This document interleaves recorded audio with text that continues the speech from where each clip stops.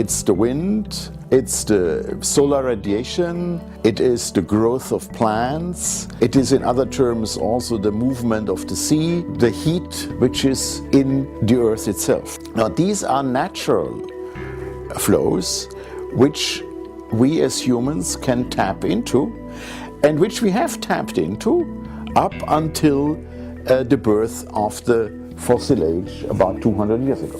Each of the sources of renewables presents their own problems. The good news is there have been very big advances in technology so that the potential for solar energy, wind energy have increased greatly in the last few years. So the European Union has become the first superpower to mandate that 20% of its energy, 33% of its electricity, has to be renewable by 2020. We see coal-fired power plant being phased out entirely.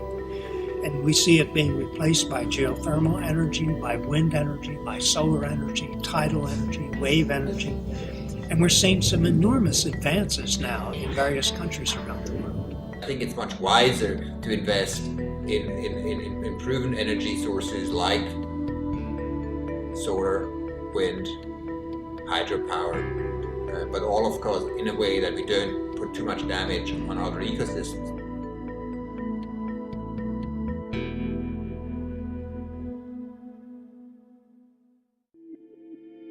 In the United States, for example, we have an enormous amount of wind energy. There are 50 states in the United States. 3 of these states, North Dakota, Kansas, and Texas, have enough harnessable wind energy to satisfy national electricity needs easily, without even touching the wind in the other 47 states or any of the vast amount of offshore wind resources that we have.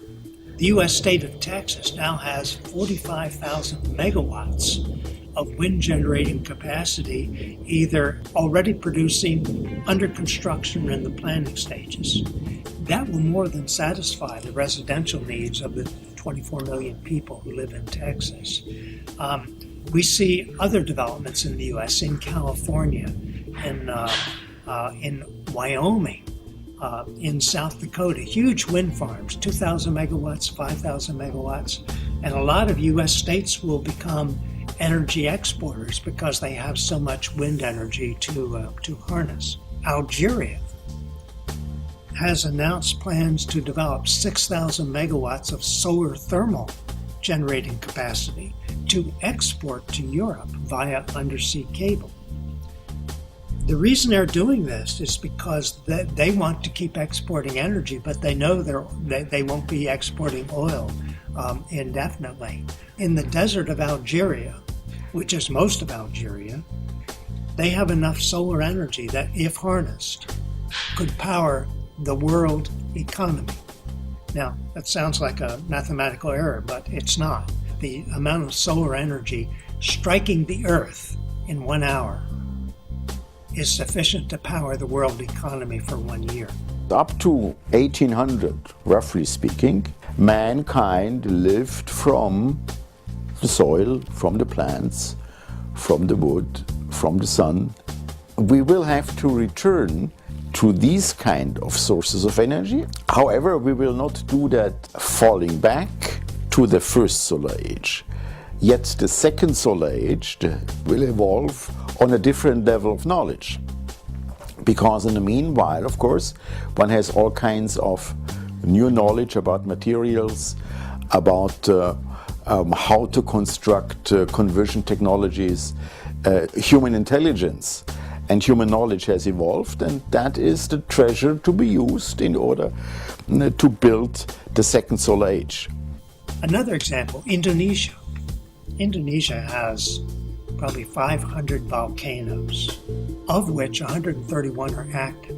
This means there's an enormous amount of geothermal energy very close to the surface. Indonesia announced that they are planning to develop 6,800 megawatts of geothermal generating capacity.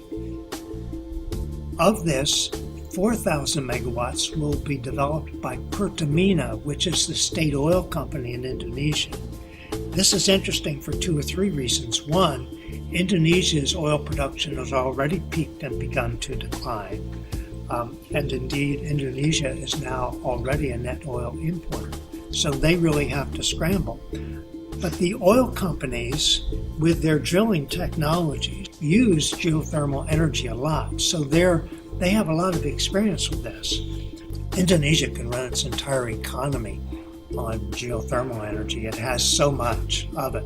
In fact, there are probably 40 countries in the world that have enough geothermal energy to provide all the energy that their economies can use.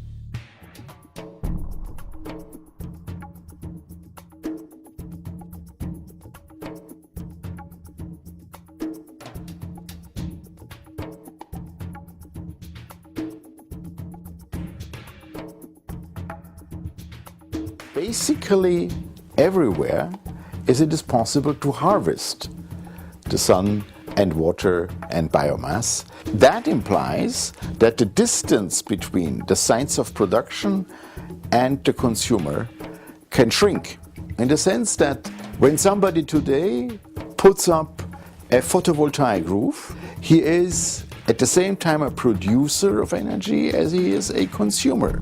And that model, that production and consumption move ever closer together, is important to keep in mind when it comes to envisage a much more decentralized structure of energy provision. We're going to have millions of buildings, homes, offices, factories, industrial parks, shopping malls. Millions of buildings are going to become positive power plants. That is, they will collect all that distributed renewable energy on site.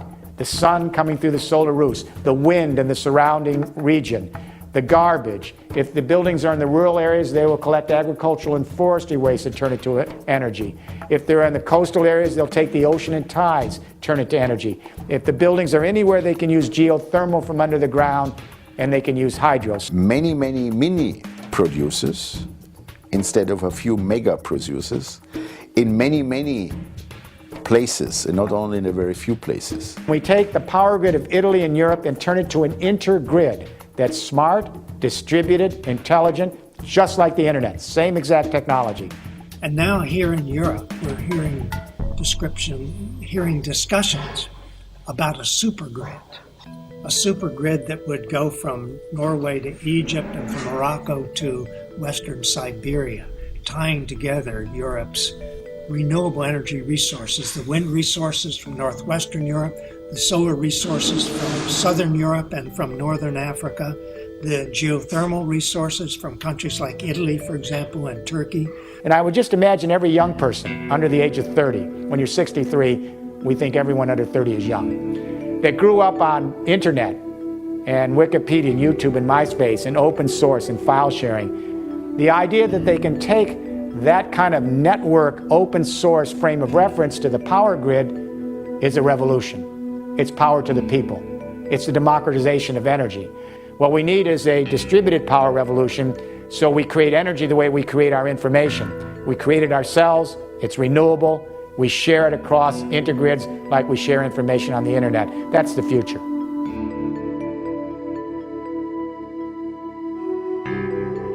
So I think if you look down the road toward the future, the challenge is to build a fossil fuel-free electricity grid that would power not just the lights in our house, but our cars. It seems to me right now, given what we know, given the capabilities we have, that this is more promising than this search for the alternative liquid. What we're looking at is shifting to plug-in hybrid cars.